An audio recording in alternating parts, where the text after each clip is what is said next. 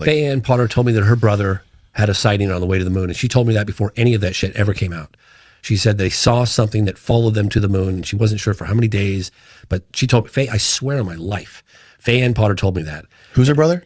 Buzz Aldrin. Oh, Buzz is her brother. Yes. Oh, wow. Yeah, Buzz is her brother. But Buzz never said anything about that. About 5 years after she said that, or 10 years after she told me that, he was interviewed on some BBC TV, and he goes, yeah, we were on the way to the moon. We were about to see if you can find it. Buzz admission that they had a UFO sighting on the way to the moon. Some BBC guy or some British report.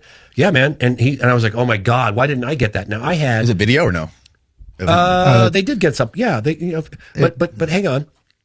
So I got an interview with Buzz Aldrin in the 90s. Wow, yeah. So they got me an interview, and Buzz Aldrin ultimately said, I'll give you an interview. I was in my 20s. I was like, kidding me? This is the biggest break ever of my career. Wow. So I was like, I'm going to get an interview with Buzz Aldrin about a UFO sighting he had.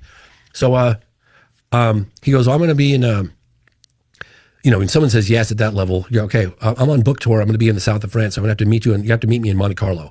I was like, shit. So I borrowed a bunch of money, got a small camera crew together. I went out with Tim Coleman. He went with me. And Samara went with me. Excuse me. We get down to Monte Carlo, and dude, the cheapest hotel I could find was hundreds of dollars a night. It was super expensive. And he keeps putting the date off day after day. The most expensive place on earth, Monte Carlo, man. I mean, I remember looking at these boat anchors that were more expensive than a house. Like one boat anchor. I was like, I couldn't even afford a boat anchor, on all these fancy, it's all the gazillionaires, whatever. Yeah. Everything's super expensive. You don't have any money in Monte Carlo, don't even think of going. And that was me. And he kept putting it off. And then finally, I called him and I said, with all due respect, sir, I mean, you did agree to this interview, and you did, and I came all this way, and, with great effort. And he goes, okay. He goes, well, meet me in the lobby of my hotel. No cameras rolling. Meet me in the lobby of my hotel. And he was staying in some fancy hotel tomorrow morning, 9 o'clock. No cameras rolling. No.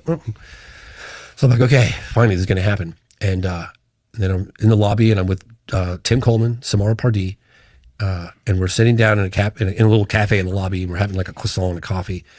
And the concierge comes over. He's like, Mr. Fox, you have a telephone call? And I walk over, take the call. I'm not going to do the interview. I said, dude, I was so dead. I was like, I'm sorry. What do you mean you're not going to do the interview? I can't do it. He goes, Paul Allen just said that he's invested in SETI, Search for Extraterrestrial Intelligence. And now he's getting, berated in the media. And I'm trying to get funding to get a rocket developed to allow citizens to go into space, and I can't possibly jeopardize that initiative talking about UFOs. And my experience doesn't matter, or my sighting doesn't make any difference. Why would it matter that I'm coming forward?